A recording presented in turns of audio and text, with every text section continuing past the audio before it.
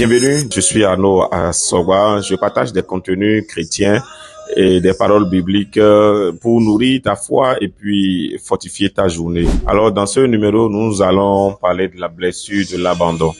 La blessure de l'abandon. Nous lisons dans Psaume 27, le verset 10.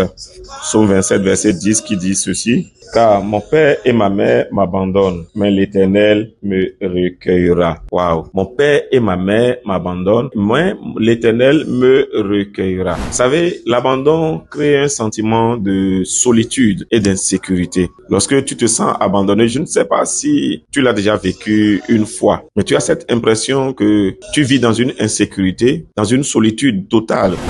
Et ici, le psalmiste l'a vécu, c'est ça qu'il exprime. Il dit, mon père et ma mère m'abandonnent, mais l'Éternel me recueillera. Je voudrais que tu aies aussi cette assurance-là, de savoir qu'il y a quelqu'un qui est tout près de toi. Et même lorsque les gens les plus proches, les plus chers pour toi t'abandonnent, lui, il est prêt à te recueillir comme le psalmiste. Dieu n'abandonne jamais ses enfants, jamais ses enfants. Et cette vérité, c'est comme une ancre. Quand les liens humains se brisent, c'est comme une ancre qui nous tient fortement.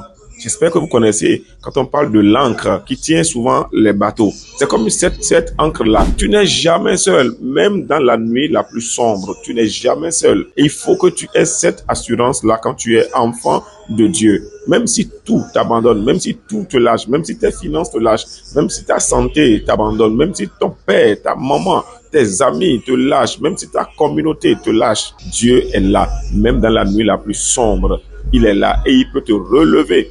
Regarde Job, tout l'a abandonné, même sa propre femme, ses amis, tout le monde l'a abandonné.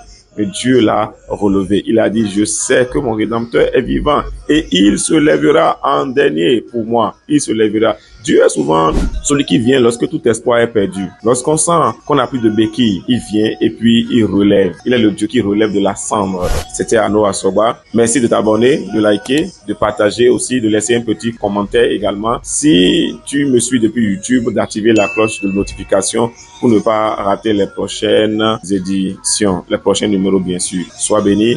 Shalom.